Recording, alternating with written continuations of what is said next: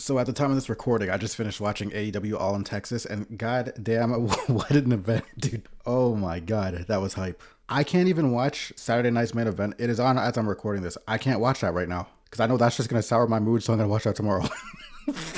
This was a good event. There's a few things that stood out to me that I did want to bring up. The first thing being Swerve and Will Ospreay versus the Young Bucks. This goes exactly to what I was saying recently in one of my, I think maybe even my last video, of how you can have good wrestling and storytelling in the same match. This was a perfect example of this, and it was hype as hell. Swerve and Ospreay aren't even a proper tag team, and some of the coordination, like their moveset works so well together. For example, before even the end of the match, Swerve was up on the turnbuckle, and Will Ospreay had one of the Bucks up on his in Stormbreaker position. And then Swerve goes to do like a Swerve stomp while he has him up there. And I'm like, surely like this isn't going to be a Stormbreaker. Like, how does the physics even work for that to happen? And then it's a Stormbreaker. This shit is crazy. Like, dude.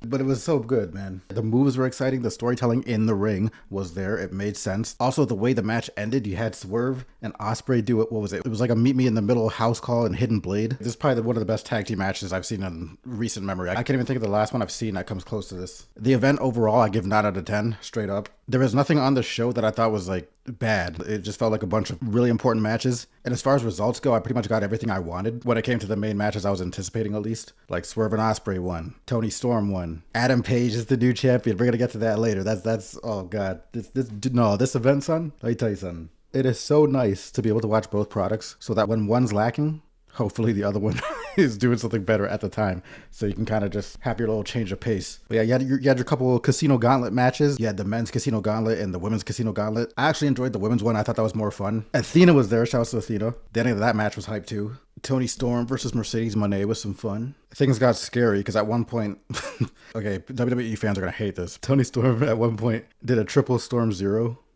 And Mercedes Moné kicked out, which got everybody scared because now everybody think Mercedes about to have 7 belts or whatever this is going to be. But then eventually, after a good back and forth, it did come down to, I think it was a middle rope Storm Zero that won the match. So sigh of relief. I think most people got what they wanted there again also. Then you had Omega versus Okada, and Okada is the first AEW Unified Champion. Like for this one, I didn't really care who won. I was just expecting them to put on the banger, so I was cool either way. But let me talk about the main event and what everybody's been talking about before now and freaking out about when it comes to the storyline of the Death Riders just running amok on the whole product. Some people screaming that they're ruining the television, having the AEW championship in the briefcase for 7 months or whatever it was. So we had Jon Moxley versus Adam Page in a Texas death match for the championship. And this is basically what people were expecting to be AEW's version of WrestleMania 40. So it was kind of like that in a sense, except this was way less cartoony. And you know when it happens because all the WWE fans start to speak out in like protest as to spots in the match. So it's a death match, and if you know Moxley, you know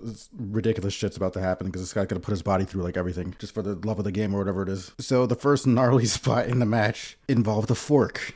So they both had forks, and they're basically trying to avoid getting forked first. Until eventually they're on the ground, and Adam Page has Moxley in like a triangle, like a almost Hell's Gate type position. So Page has the advantageous position and just goes to town on Moxley's forehead with the fork. And you could literally see visually in real time him being busted open, the blood just appearing. It was kind of, it was kind of like, I get why some people might not want to see that kind of thing. But it made sense for what this match was supposed to be. So that's why, I didn't mind it. Then, of course, you had some Death Riders involvement. Marina Shafir gets involved, like distracting the match. Then Adam Page puts her through a table. Shouts to Marina, taking buckshot lariat some weeks back, and then all this. But then the rest of the Death Riders show up, and then they start interfering with the match. So, of course, Hangman's outnumbered until eventually Ospreay is the first one to come to aid to try and make the save, basically. But then he gets taken out. Similar to early in basically the first match of the show, it was the Ops versus Death Riders. The Ops won, but afterwards they took out Samoa Joe with they had a chair around his neck, and then they just stomped it around his neck, basically. And he got taken out on a stretcher. So then they basically took out Ospreay the same way. But yeah, this match had a bunch of like crazy stuff. Like Moxley did a suplex to Page through 2 tables that had barbed wire on them, broken glass spots in the middle of the ring. So this actually made me laugh. So later on when the Death Riders interfered, like when they first showed up, they're running amok, doing all their stuff. And then I think it was about maybe 10 minutes later, I forgot that Marina was taken out through the table. And then the camera just shows her in frame still just like corpsing it on the outside. And the Death Riders are like outside too, but they're paying her no attention. They're just like looking at what's happening in the ring. They're just ignoring the situation. I just thought that was funny. But yeah, but then soon enough, we had a cutscene. So Claudio took out a plastic bag because they're trying to murder motherfuckers out here. So he takes out a plastic bag, gets the Wheeler Yuta, and they're gonna try and kill Adam Page or whatever. I don't know. Then the Titantron turns into like I guess it was like a video feed of someone. I'll say looks like they're at Mount Everest. So people were thinking, hey, wasn't Darby at Mount Everest? But this guy had a beard, and he was like talking to the Death Riders, and he's like threatening them while he's in midair. So people are wondering who it is. Commentary is like, is that Darby Allin? But the next thing you know, through the crowd back in the arena, Bryan Danielson makes his return, and he's posted up in the corner, pumping up, ready to do his Busaiku knee. Then he just hits one of the Death Riders with it and just starts cleaning house. Then the camera angle changes to like the roof, and Darby Allin is descending from the sky. So the good guy team is starting to slowly assemble. Moxley's distracted. Hangman hits a buckshot lariat. Darby goes up to the turnbuckle and hits a outside coffin drop to the rest of the Death Rider crew. Then Hangman does like a dead eye to John Moxley through tables that are set up on the outside, like he jumped from the apron. Ref starts to count because it's like essentially last man standing, if you didn't know. So ref starts his count to 10, and then you get to 9. And Marina Shafir is now back from the dead and literally picks him up, helps him stand because that's legal because no disqualification or whatever. So then the match continues. This match got really scary because I didn't know who was going to win this. So the match continues, and then the Young Bucks show up. The Young Bucks, who are now no longer EVPs, and they double super kick, and then they do the little EVP combo to Adam Page in the middle of the ring. And it's looking very scary because the tides have turned back in favor of the heel. What's different about this, I just noticed. So for the similarities that this had to WrestleMania 40's version, when it came to WrestleMania 40, I'll just say it straight up, I low-key wanted Roman to win again. I thought it would have been hilarious if the match ended the exact same way how the year before ended when Solo showed up. But this year was just a different Samoan.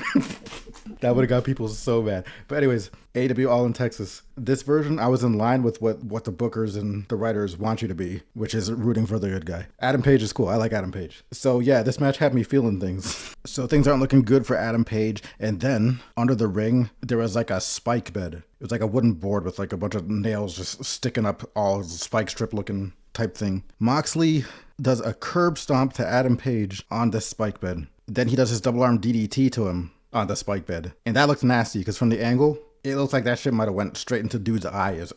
Like, I don't know how good it got him or not, but that's just scary. Then Moxley starts going crazy. He's calling Marina for the briefcase. The idea here is that he wanted to take the title out and use it on him as like I guess like a mockery to show him like this is like the closest he's going to get to the thing. This is the thing that you want so much. Let me hurt you with it. That kind of thing. So as Marina goes over like behind the commentary's desk or like the ring bell position or whatever it was, suddenly she gets like handcuffed to like the table or something like this because Prince Nana, I guess, was hiding behind underneath the table. And as she went to grab the briefcase, he just handcuffs her, I guess. So she's trapped over there. Then Swerve appears. And storytelling, okay, so this is another myth. People who've been saying AEW doesn't have storytelling. So Swerve arrives with Hangman's chain from, I guess, when Swerve and Hangman were beefing. So he walks down the ramp up to the ring. He's looking Hangman in the eyes as he's like laid out on the ground, kind of just looking back. They're staring at each other. And then he just passes him the chain, which I thought was good storytelling. People think I hate storytelling. I don't hate storytelling. I was just telling you the ratios, or which I think is a good balance. I thought this was good. So now Hangman's got his chain. He uses it on Moxley. Got some punches with it wrapped around his hands, like fists and shit like that, choking him with it. He hits a buckshot lariat to Moxley, which sends Moxley back bumping on the spike bed. And then he throws him out over the top rope with the chain wrapped around his neck, and he hangs Moxley as he's choking until he taps out, and he wins the match. And Adam Page is the new AEW World Champion. And after 7 months, I guess, Adam gets the briefcase, takes the key, opens it, and takes out the belt that we haven't seen in so long. And honestly, again, for me, this was another big moment that I felt added so much to the culmination of the story. Now, some people, I saw them talking how they were talking about this, how the title just hidden in a briefcase for how many months. The shit was driving them crazy. So they must feel good about this. And this was only 7 months compared to like how we seen other stories drag out and, you know, on the other side. I thought this was a good ending. Again, Hangman's badass. He's a good babyface, cowboy shit. I don't like when my baby faces are too squeaky clean lame, like I've been saying. So Hangman's a good one. 9 out of 10.